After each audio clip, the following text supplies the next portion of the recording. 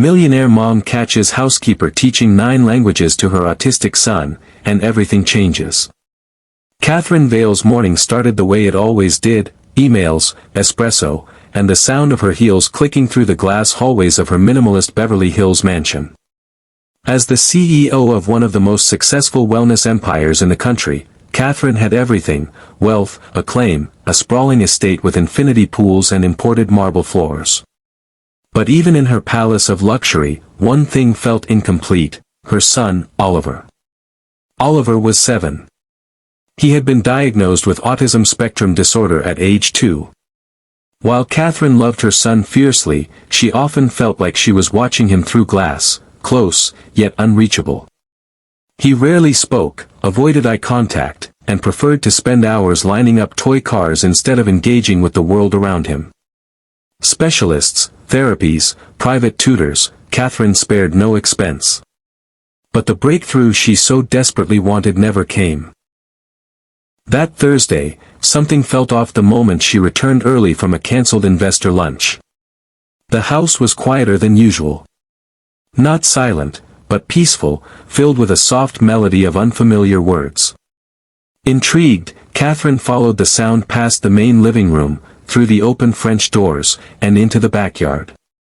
There, beneath the shade of the jacaranda tree, sat Maria, the housekeeper she'd hired almost a year ago.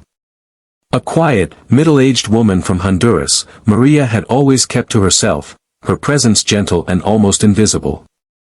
But today, she was anything but invisible. She was sitting cross-legged in the grass, laughing softly and clapping her hands. Next to her sat Oliver, eyes wide, focused, mimicking her words with surprising clarity. "Bonjour," Maria said. "Bonjour," Oliver echoed. "Ni hao. Ni hao." Catherine's breath caught. She hadn't heard Oliver speak more than 2 words together in months. She stepped forward, startled, and Maria turned, suddenly shy. I'm sorry, ma'am. We were just playing." "What were you doing?" Catherine asked, her voice quieter now, almost reverent. Maria hesitated. "I've been teaching him languages. Just little by little. He seems to like the patterns, the sounds. I tried Spanish first, and then French, and, well, he picked them up so fast. I thought maybe it helps him connect." Catherine sank to her knees, watching her son repeat the phrase "Guten Tag" with ease. She felt something break open inside her, not sadness, but awe. Over the next few days, Catherine observed quietly. During breaks, after chores, whenever there was a moment of stillness, Maria would sit with Oliver and speak to him in a different tongue: Mandarin, Russian, Arabic, even Swahili. And somehow, Oliver responded. Not always with words, sometimes just eye contact, gestures, or a smile. But the connection was real. It wasn't just language Maria was teaching, it was presence. Patience. Love. Catherine invited Maria to her office one morning, unsure of what to say. The woman had changed everything without fanfare, without expectation. Just kindness. "Maria," Catherine said, "I had no idea you knew all those languages." Maria smiled, eyes downcast. "I used to be a teacher. Back home. But after my husband died, I came here to work. Cleaning was what I could find." Catherine felt her throat tighten. "Why didn't you tell me?" "I didn't think it mattered," Maria said softly. "Until I met Oliver. And suddenly, nothing else seemed to matter more." Catherine made a decision that day, bold, instinctive, and entirely unlike the carefully calculated moves she was known for in business. She asked Maria to become Oliver's full-time developmental companion and multilingual tutor. Maria resisted at first, insisting she wasn't qualified. But Catherine insisted harder. She also did something else, something few CEOs ever do. She told the story publicly. In an emotional interview with a major podcast, Catherine broke down as she recounted the moment she saw her son truly connect for the first time. We think we can buy solutions, she said. But sometimes the most profound breakthroughs come from the quietest people, those who see with their hearts, not just their eyes. The story went viral.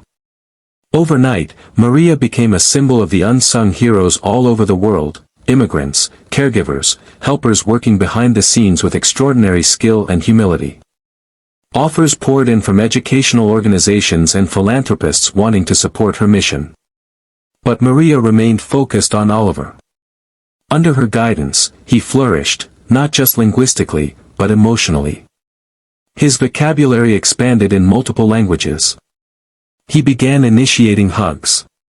He laughed more. And once, during a speech therapy session, he looked straight into his mother's eyes and said, "I love you." It broke Catherine completely. And then it built her anew. Inspired by Maria, Catherine used her resources to launch a foundation, the Veil Heart Project, an initiative that trains, certifies, and uplifts caregivers from underprivileged backgrounds, connecting them with neurodivergent children around the world. Maria became its first director. At the foundation's opening gala, Catherine took the stage with Oliver on one side and Maria on the other. "This," she said, voice thick with emotion, "is what wealth should do. Not build walls, but build bridges. Not isolate, but illuminate." The audience wept. Not just for the story, but for the reminder that humanity thrives not in boardrooms or balance sheets, but in backyards, beneath jacaranda trees, where someone chooses to love a child that isn't theirs in a language the world had forgotten. Maria, who had once scrubbed floors in silence, was now helping shape global conversations about autism, inclusion, and the untapped brilliance hidden in the most unlikely places. And Catherine, who had built an empire, had finally built a home, with roots not in marble, but in meaning. Oliver's journey wasn't over.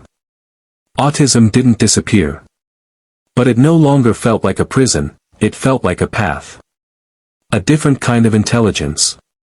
A different kind of beauty. One evening, as the sun dipped behind the hills and the house glowed with golden light, Catherine watched her son teach her how to say, "I love you," in 9 languages. And in that moment, everything changed again. Because sometimes the richest person in the room isn't the one who owns everything, but the one who gives everything away.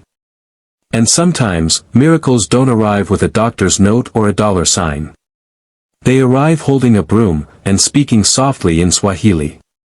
And that, Catherine would say, is what saved them all.